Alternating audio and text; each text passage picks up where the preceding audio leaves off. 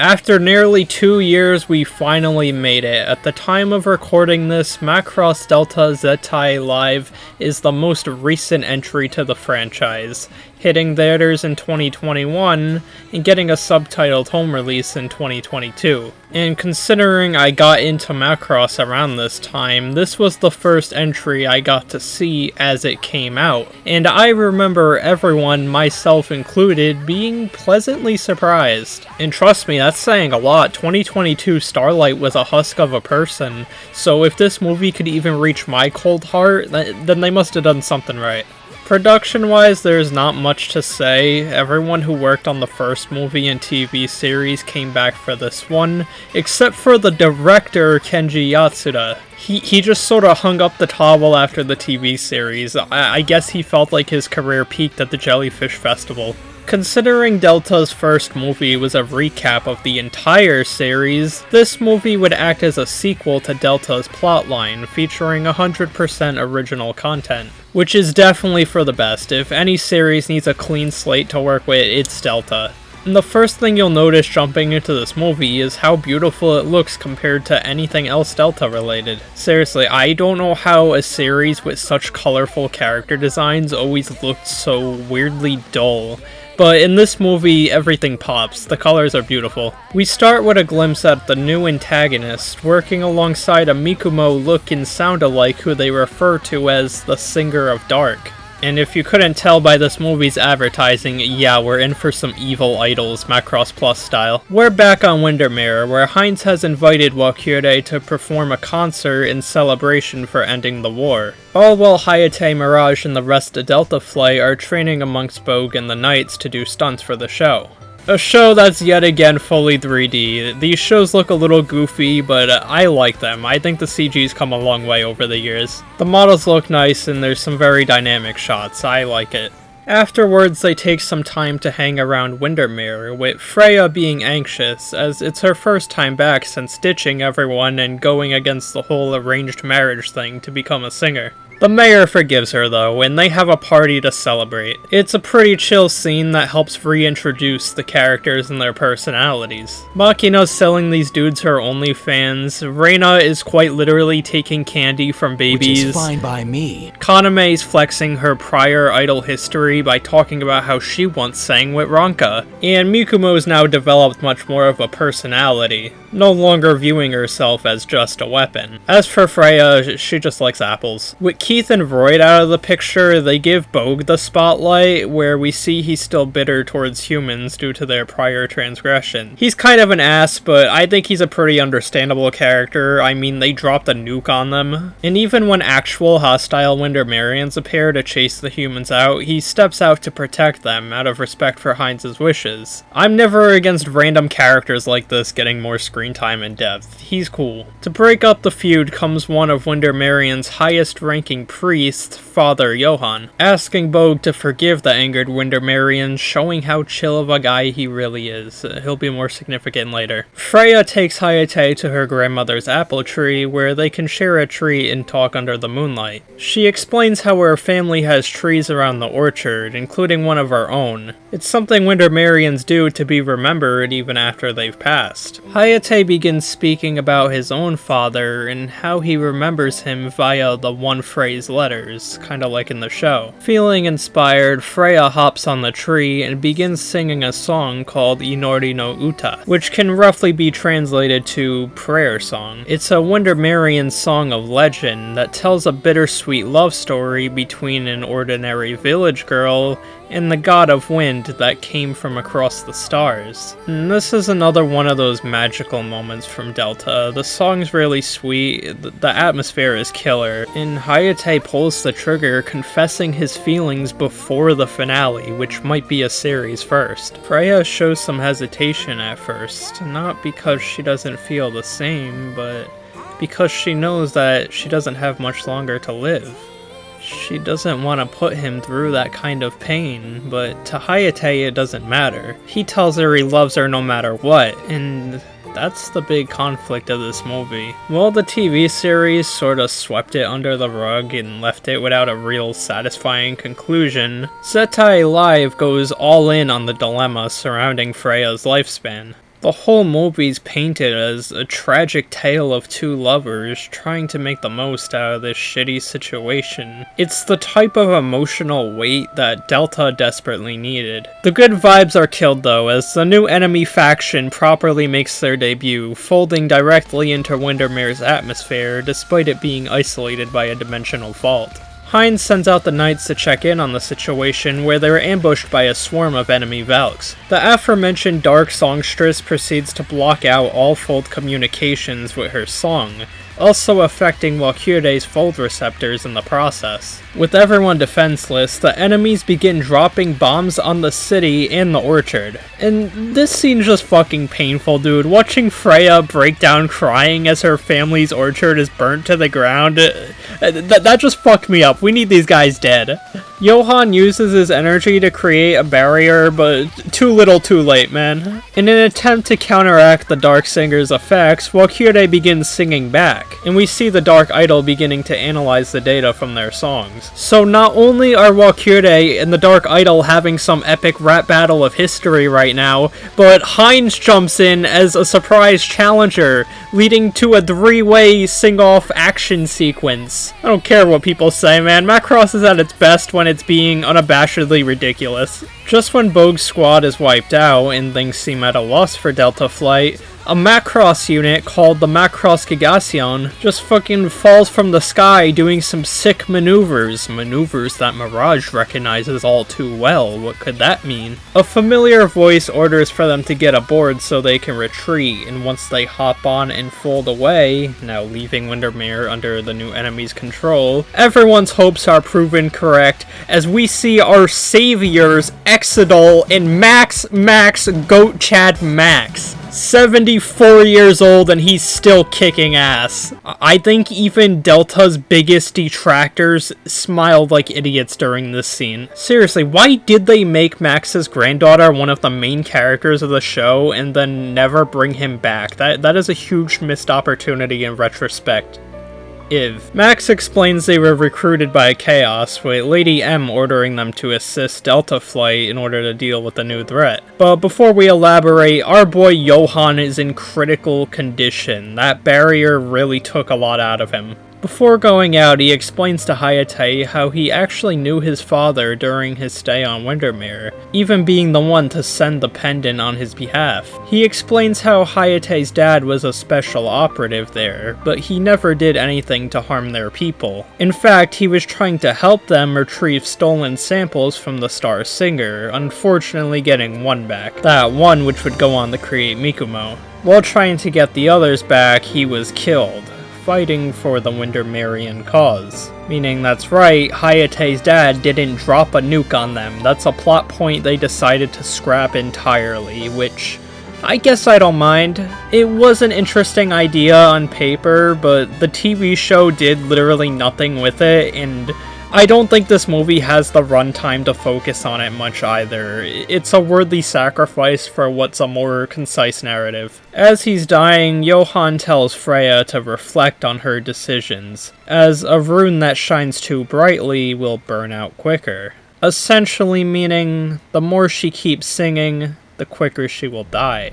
Rest in peace, Johann. You gave us some good lore dumping and helped Hayate and Freya realize just what awaits them soon enough. Exodol's actually explaining stuff. Oh my god, that's insane character development. The agent back then who stole the Star Singer's DNA worked for the Epelson Foundation, which, if you don't remember, is a big shady corporation doing whatever it takes to make money. It's what our boy Burger was part of. Speaking of which, they really cut Burger from these movies, didn't they? That's fucked up. Justice for the Berg Nation. The agent responsible is named Sidney Hunt. He lent the new villains these cells to create a virtual clone of the Star Singer, with the intent of using her power to fuel reaction engines and fold weapons. This Misa Skinwalker interrupts to deliver a video directly from the enemy, going into even more detail. They declare themselves as Heimdall, an organization hell-bent on liberating humanity from the shackles of the UN, and more specifically the one pulling their strings, Lady M.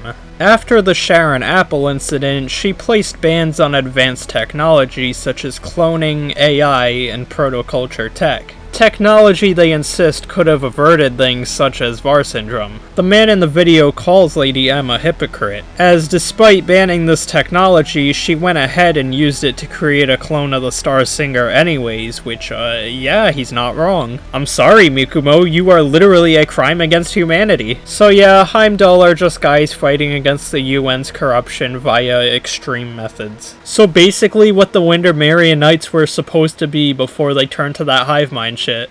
Exidal explains the man on the video was Ian Cromwell, a former captain of the Macross Astria that went MIA 8 years ago. Reyna believes the technology he's using to create the Dark Singer is a more advanced version of Sharon Apple's AI system, using Star Singer cells as opposed to the biochip. And upon background searching, they find Cromwell has advocated for AI-controlled Valkyries in order to minimize human casualty. Needless to say, with all the lore and references being brought back for this movie, I think this is a pretty fitting conclusion to the retrospective. After all that, we get a nice set of scenes where we can see Hayate and Freya's anxiety about the incoming events we all know will happen. While Hayate gets a lot of support from Mirage, Machina, and Reyna, Freya has to just put up with Bogue coming in and being a hater, being like, people from different planets can't be in a relationship. Is that a fucking pineapple? Oh my god, we're fucked. Max takes them to a new base, a decommissioned Zentradi satellite craft, and upon arrival, Bogue declares that he's now part of Delta Flight,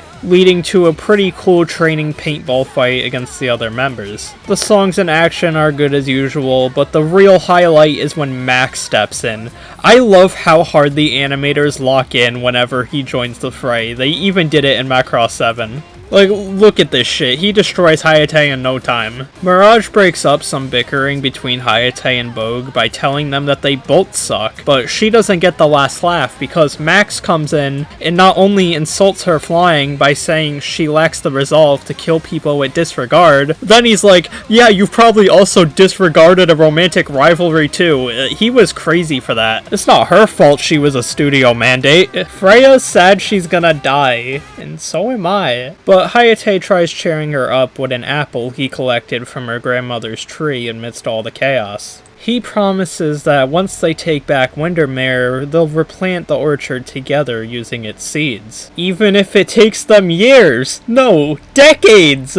Why is this the one thing they brought over from the TV? They didn't even bring it over from the TV. They took it and one-upped it. Fine, whatever. Freya is smart enough to know that Hayate isn't being malicious. He's just a moron. But Mirage still goes to comfort her with this fucking beautiful background. Oh my god. She vents a bit, feeling as if humans and Windermerians are too different for this to ever work out, and her inevitable early death will only bring pain to him. Mirage reminds her that, despite her fears, she shouldn't just give up on him. Hayate chose to be with her, knowing the consequences, and she needs more faith that they'll be able to sort things out together. To finally give closure to this so-called triangle once and for all, she tells Freya that she once loved Hayate, but in a different way. It wasn't particularly romantic, she just admired his free spirit, and at the end of it all, she's wishing the best for them. Even reminding Freya how interplanetary marriages are pretty common these days. Like Max and Milia, who Machina and Reyna come to reveal they were rated #1 most likely to divorce couple 50 years in a row. On the other side, we see Hayate chatting with Kaname, where she encourages him to talk things through with her, as you never know when it'll be too late. Man. Max and Arid return the bridge, where they discover that the base has been raided by a mechanical skeleton creature who's knocked out the crew and sent vital info to Heimdall. They subdue it, but yeah, Lady M's location is compromised. And where is Lady M's location? The home of the original SDF trio, the Mega Road 1. And shammy jokes aside, I genuinely do think Lady M is Misa. I just don't see Minmay wanting to partake in this war tactic shit. She just sings about boyfriends being pilots.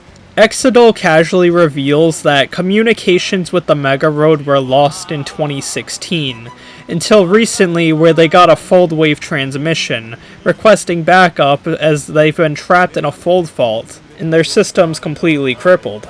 The enemies come, bringing us another badass dogfight sing-off combo. And it's during this fight where things start ramping up, as the Dark Singer isn't alone this time.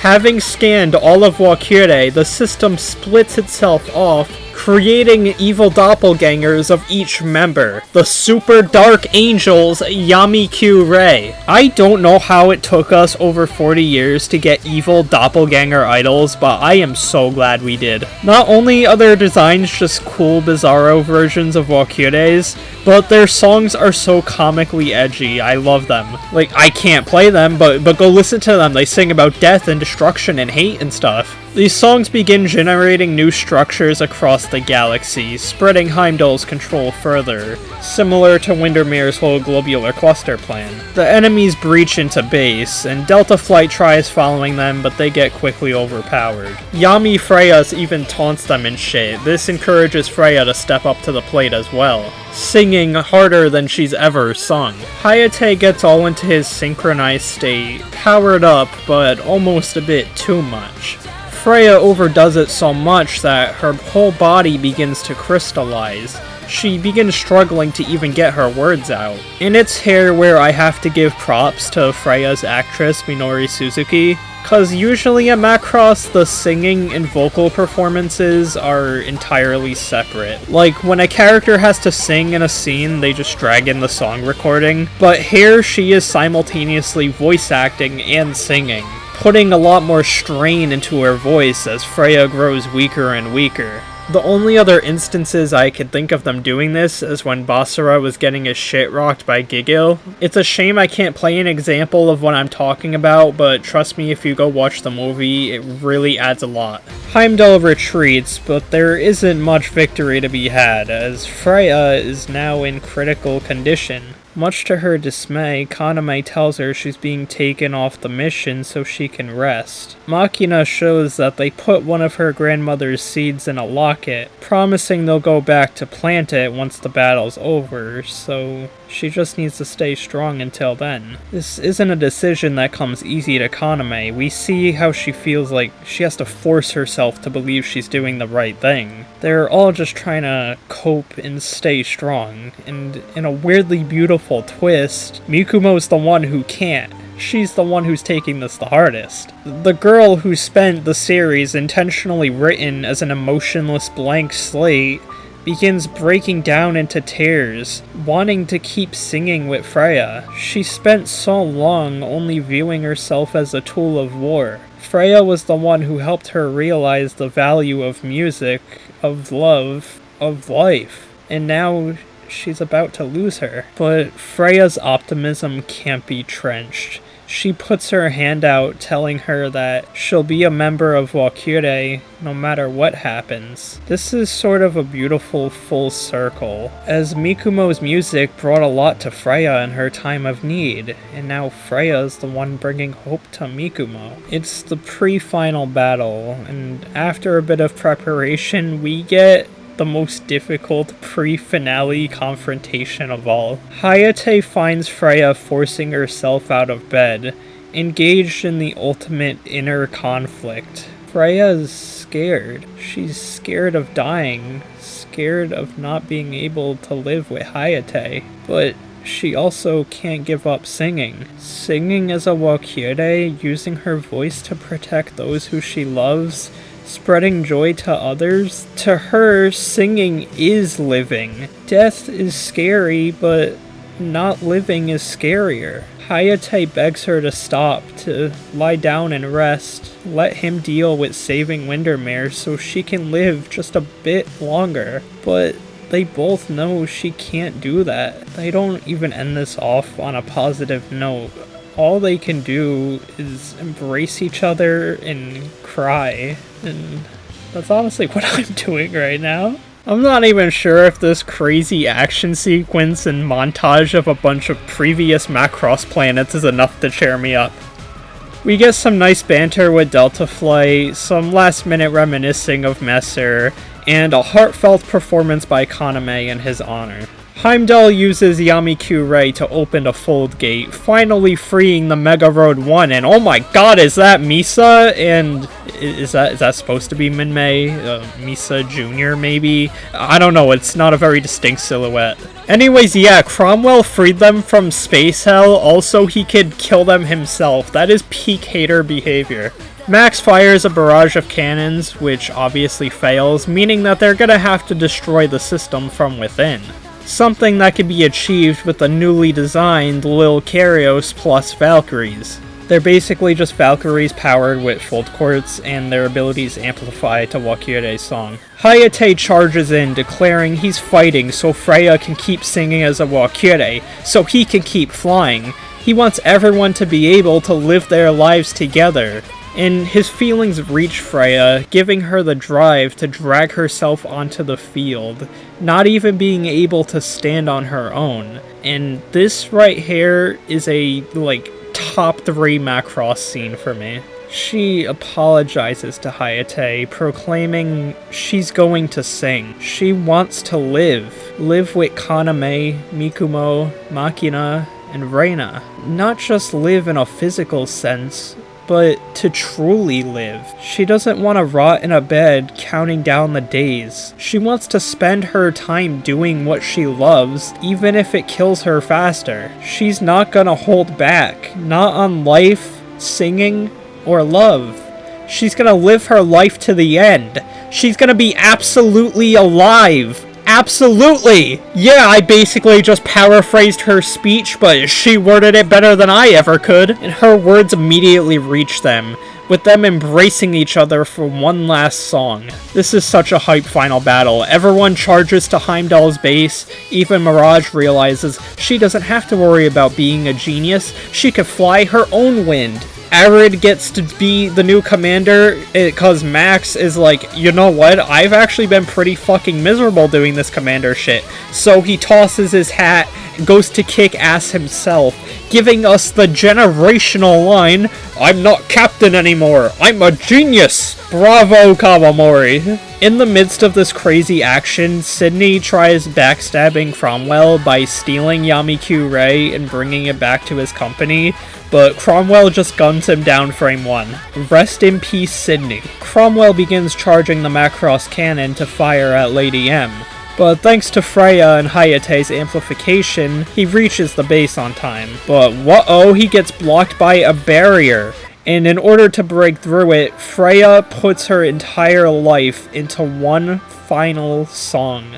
A reprisal of her song from earlier, Inori no Uta. However, her energy alone isn't enough, so she gets help, not just from Walkyre, but everyone on the planet of Windermere. That's right, they've defied the Macross finale song meta by giving us a song sung by thousands of people, Bogue included.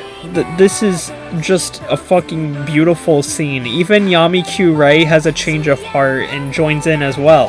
The Windermerean's runes even bloom into flowers. I don't know how, but that's beautiful. Their collective energy giving Hayate enough strength to break through the barrier and face Cromwell directly.